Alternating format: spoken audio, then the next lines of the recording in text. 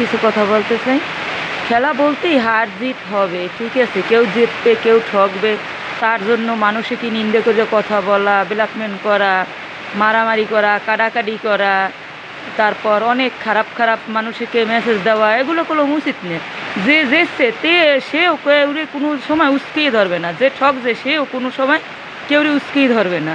তাই আমি মনে করি পাও নিজেরা মারামারি কাটাকাটি এটা না করিয়ে খেলা, একটা মানুষ ভালোবাসে বিদেই খেলারে পছন্দ করে, একটা করে, তার জন্য যে নিজেরা মারামারি কাটাকাটি এই দেয়া ওই দেয়া আলোচনা, একটা বাচ্চা একটা টিম আর খেলার একটা করতেই পারে, তাকে অপমান করা, অন্য মায়ের সন্তানকে নিয়ে হিনস্তি করা, এগুলো কি ভালো? এগুলো তো আমি মনে করি যেগুলো হচ্ছে খারাপ, যেগুলো ওগুলোই করে। একটা দল আল্লাহ তালায় জিতায় নাই, ঠিক আছে, তার জন্য কি আর একটা দলকে নিয়ে নিন্দে করে কথা বলা, এইটা করা ওইটা করা, এইটা কি উচিত? এইটাই মনে হয় সমাজের নীতি। আমার মনে হয় যে যারা এইগুলো করে তারা মনে হয় মানুষ বলতে টোটালি কিছু না। একটা জিনিস চিন্তা করা উচিত, আজকে আছি কালকে নাও থাকতে পারি, যেই দল জিতছে জিতুক, যার কপালে আছে সেই জিতবে, ঠক জিত আল্লাহ। জিনিসটা চিন্তা করা মানুষের মাথার ব্রেনটা রাখা উচিত।